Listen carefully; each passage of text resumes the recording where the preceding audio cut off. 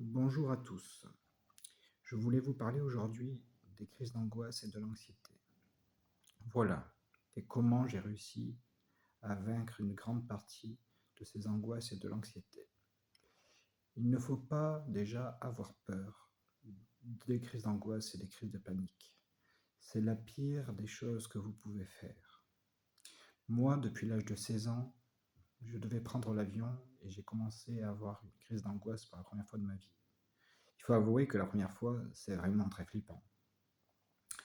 On a l'impression de perdre le contrôle total de son corps et de son esprit. On croit qu'on va mourir étouffé, que des choses horribles vont nous arriver. On perd totalement le contrôle. On veut fuir, prendre la fuite. Donc après tout ça, les choses ont évolué. Voilà.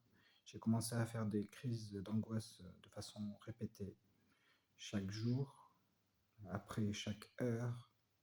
Après, c'était devenu mon quotidien. On va dire que les crises d'angoisse étaient la norme et que la tranquillité était l'exception. Et puis, un jour, depuis que ça faisait des années que je faisais mes études, mais que j'avais du mal à sortir de chez moi, de profiter réellement de la vie, etc., j'ai fini par obtenir mon master de droit avec ces crises et cette anxiété. Et j'ai commencé à aller mieux grâce à une thérapie que j'ai suivie. Donc, c'est très important de suivre une thérapie, d'être suivi au départ et de mettre en place des choses pour, on va dire, arriver à se confronter à nos peurs. Car la chose la pire qui puisse arriver, c'est de s'enfermer dans ses peurs et que ces peurs soient notre vie et que notre vie ne soit plus que peur. C'est vrai que j'ai dû travailler beaucoup sur moi pour arriver à, à prendre moins de médicaments. Voilà. Parce que beaucoup de médecins n'arrivent pas vraiment à comprendre l'esprit humain encore et ils nous gavent de médicaments en espérant que les angoisses vont passer et que notre vie va reprendre le cours normal. Mais c'est pas vraiment le cas. En fait, ça fait que nous endormir et nous shooter un peu pour nous permettre d'être plus tranquilles, on va dire. Par la suite, j'ai compris que, voilà, après un an de répit, tout est revenu un jour. Et c'était encore pire et j'ai eu encore des rechutes les années qui ont suivi. Voilà, j'ai perdu jusqu'à 12 kilos en quelques mois. Et j'étais vraiment au fond du seau, comme on peut dire. Et je me suis rendu compte que c'était mes relations humaines avec les gens qui faisaient que souvent, voilà, ça crée chez moi des crises d'angoisse. Donc, les choses qui sont à faire vraiment, qui sont vraiment importantes pour, pour arriver à, on va dire, atténuer les crises d'angoisse. Parce qu'il ne faut pas rêver, on ne peut pas les éliminer complètement. C'est notre tempérament, notre nature qui fait qu'on a notre sensibilité qui fait qu'on a ces angoisses, cette anxiété. On va dire qui se transforme en angoisse et en panique. Donc il faut arriver à trouver des choses en fait qui nous occupent l'esprit, et qui nous permettent de nous évader. Voilà. Moi, honnêtement, quand j'ai eu cette grosse rechute, je me suis dit, maintenant tu choisis soit de te laisser abattre par ces crises et que ces crises fassent ta vie, ou tu décides de reprendre ta vie en main et tu essayes d'être quelqu'un d'autre, toi-même. Pour la première fois de ta vie, tu essayes d'être toi-même. Peu importe ce que les gens pensent de toi, tu seras dès à présent toi-même et tu feras ce qui te plaira vraiment. Et même si les autres personnes te jugent pour ta différence ou les regards sont parfois moqueurs, tu n'en as rien à faire, car la personne la plus importante dans ta vie et l'ami que tu dois garder à tes côtés, c'est toi, vraiment toi. Tu dois apprendre à te connaître. Moi, la connaissance, je l'ai appris grâce à la relaxation et à la méditation. J'en ai beaucoup fait pendant ces périodes d'angoisse où je pensais que j'allais mourir. Voilà. Et j'ai appris à relativiser et à me calmer, à me dire que Voilà, c'est des symptômes physiques, mais réellement derrière ça, qu'est-ce que je ressens? Qu'est-ce que je ressens? Qu'est-ce qui a déclenché ça? Quel est le sentiment profond qui a animé cette crise? Et finalement, en me connaissant mieux, j'ai réussi à éviter les situations qui créent ces crises d'angoisse. Je ne peux pas toutes les éviter, mais j'évite en fait des relations toxiques, les gens qui vont aspirer mon énergie et qui vont me mener dans ce cercle vicieux d'angoisse et d'anxiété. Alors ça demande de faire du tri dans sa vie et des fois de prendre des décisions difficiles, mais c'est pour notre propre bien qu'il faut le faire. Donc je pense que c'est très facile de tomber dans l'angoisse à répétition et de ne pas s'en sortir, mais c'est très difficile de s'en sortir. Mais il faut avoir une chose en tête, c'est que vous n'allez pas mourir, que, que ça va s'arrêter, que même si ça se répète, que c'est très très désagréable et que on ne sait plus où se mettre et que on devient un vrai poids pour sa famille parce que eux ils ne comprennent pas s'ils n'ont jamais vécu la situation, ben vous pouvez vous en sortir et aller mieux. Je ne dis pas que vous n'aurez jamais de rechute et que cela ne sera pas comme une épée de Damoclès sur votre tête, mais vous arriverez à le vaincre petit à petit en vous connaissant mieux et en ayant une vie plus équilibrée, en faisant une harmonie entre votre corps et votre esprit. Voilà, c'est ça qui m'a aidé. C'est que j'ai essayé d'être en harmonie entre mon esprit et mon corps. Ça veut dire que j'ai mis en place des choses. Ça veut dire que j'ai commencé par aller plus loin et puis le lendemain plus loin, comme des défis qu'on se lance au quotidien.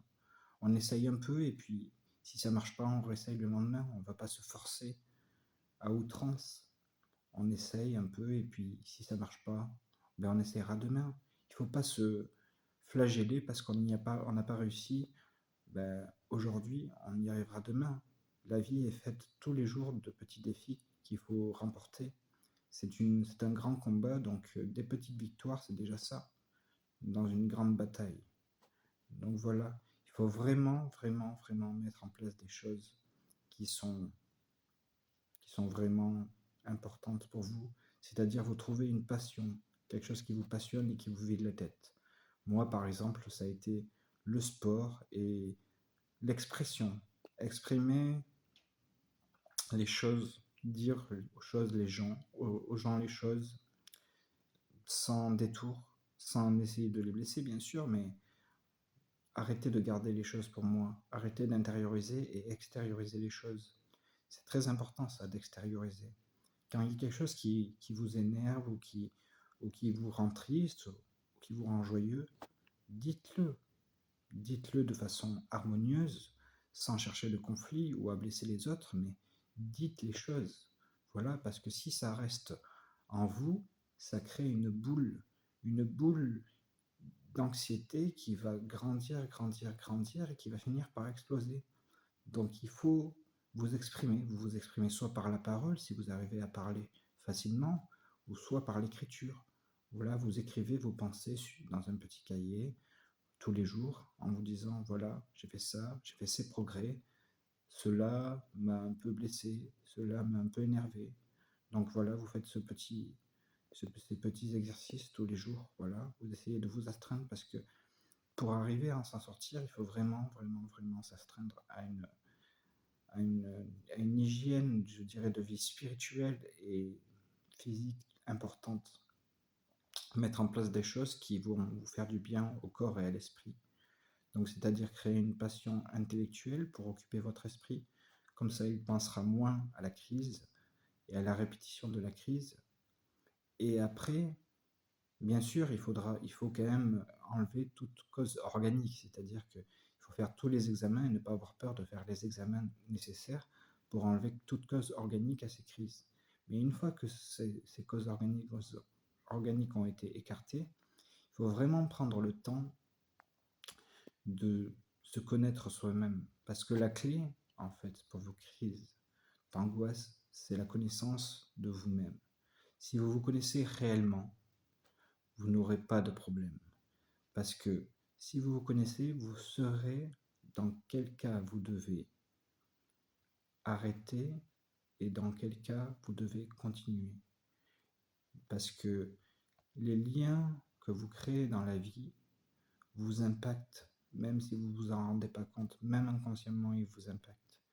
Donc, il faut vraiment, vraiment, vraiment prendre conscience que la personne la plus importante dans votre vie, c'est vous.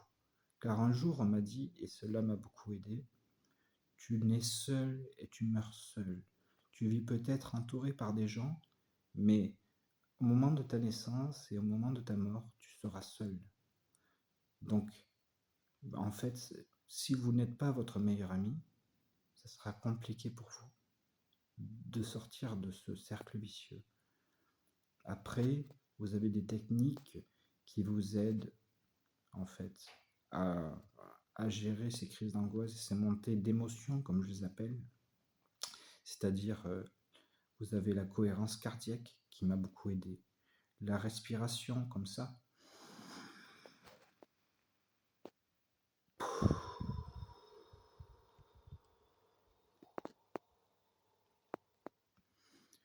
Et tous les soirs, vous essayez aussi de faire de la respiration, de la relaxation, en essayant de mettre de côté toutes vos préoccupations quotidiennes. Cela vous aidera à aller de l'avant. Parce que si vous gardez ça en vous, ça finira par grandir, grandir, grandir et exploser comme une cocotte minute. Et je vous parle en connaissance de cause parce que j'ai un handicap de naissance, donc j'en ai connu des brimades et des choses psychologiquement qui m'ont vraiment, vraiment, vraiment pas aidé. Et je pense que ça a été peut-être un des éléments déclencheurs de mes crises d'angoisse. C'est sûr que j'avais une nature anxieuse et que j'avais peur, voilà, d'aller à l'école ou que j'avais peur des autres à cause de cette différence. Mais finalement, j'ai fini par accepter ce que je suis en me connaissant réellement. J'ai accepté ce que je suis et maintenant, je m'exprime mieux. J'arrive à parler à des gens en public sans avoir peur du jugement des autres. Donc, ce qui est important, c'est ne vous jugez pas si vous avez des crises d'angoisse. Ne jugez pas pourquoi moi et pourquoi je fais ça et pourquoi ci, pourquoi ça. Non, il ne faut pas se juger. C'est là, c'est là. Maintenant, l'objectif, c'est pas de savoir pourquoi vous avez ces crises d'angoisse, mais comment y remédier, comment les atténuer et comment rendre votre vie plus supportable. Et pour la rendre plus supportable, ben, il faut faire des choses qui vous créent du bonheur, voilà, qui vous créent du bonheur et qui vous créent des sensations positives. Par exemple, moi, le sport me crée de l'endorphine au niveau du cerveau, comme j'ai un excès de cortisol, et donc ça me fait du bien. C'est sûr qu'au départ, c'est pas facile parce que toutes les 2 minutes, quand j'étais sur mon vélo ou sur une machine, je faisais des crises, mais je me disais, allez, 3 minutes, 5 minutes, 7 minutes, 9 minutes. Ah ben c'est bon, et chaque jour, j'avançais comme ça. Il ne faut pas se mettre des objectifs trop importants au départ. Il faut se mettre des objectifs réalisables. Voilà. Vous n'allez pas, si vous avez des crises d'angoisse et que vous n'arrivez plus à sortir de chez vous, vous n'allez pas prendre l'avion et faire le tour de la Terre. Mais petit à petit, vous faites des petites victoires et votre cerveau va dire ah d'accord. Et les peurs que vous avez petit à petit, ben, vous essayez de les vaincre en vous y confrontant, pas en les fuyant. Et petit à petit, votre cerveau va dire ah d'accord, voilà, c'était pas comme je l'imaginais, c'était pas aussi pire que je l'imaginais. Voilà, j'avais une peur qui était irrationnelle. C'est ça le problème de la crise d'angoisse, c'est que on est dans l'irrationalité. Après que vous ayez peur de choses, comme tout le monde, on a tous peur de certaines choses. On a peur de la mort, on a peur de la maladie, voilà. Ça, on ne peut rien y faire, mais après, on ne peut rien y faire. Si vous devez être malade ou si vous devez mourir, c'est que c'est le destin, c'était écrit comme ça, donc vous pouvez rien y faire. Donc, quand on prend du recul sur les choses et qu'on arrive à prendre le recul suffisant pour se dire, voilà, je vais essayer de travailler sur ce que je peux travailler, sur ce que je peux maîtriser, voilà. mais je ne vais pas essayer de trop maîtriser non plus parce qu'il y a plein de choses dans la vie que je ne maîtrise pas. Je ne maîtrise pas l'heure de ma mort, je ne maîtrise pas si je vais tomber malade, voilà. Mais je ne vais pas non plus en faire un fromage. Je vais essayer de rester zen, voilà, malgré des choses parfois qui peuvent être compliquées. J'essaye de garder mon calme et de rester stoïque dans la situation. Et s'il y a des choses qui m'énervent ou qui me froissent, voilà, ou qui me rendent heureuse, eh bien, je l'exprime. Je le dis aux gens. Après, si ça passe, ça passe. Si ça casse, ça casse. C'est pas grave, vous savez. Dans la vie, les relations humaines, que ce soit avec votre famille, vos amis, etc., ben, c'est des relations qui sont faites là pour vous apprendre des choses et pour vous faire avancer en tant qu'être humain. Donc, si vous avancez pas dans votre chemin de votre destinée en tant qu'être humain, vous aurez du mal à gérer vos crises d'angoisse. Et la gestion de ces crises passe par la connaissance de vous et par la confiance de vos capacités personnelles. Alors ne laissez jamais personne vous dire que vous n'êtes rien ou vous mettre plus bas que terre. Voilà, répondez, mais répondez avec pacifisme et sans violence. Et dites juste, cela ne me plaît pas, je ne veux pas que tu me parles comme ça. Voilà, essayez d'exprimer les choses. C'est vraiment, vraiment, vraiment important. Parce que l'expression permet de se libérer. L'expression, c'est la libération.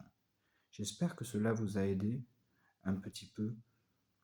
Mon parcours pour essayer de gérer mes crises d'angoisse, mes crises de panique, et que cela vous sera bénéfique dans votre cas personnel. Voilà, merci beaucoup à tous de m'avoir écouté. Si vous avez aimé cette vidéo, merci de liker et de vous abonner à ma page. Bonne soirée à tous, au revoir.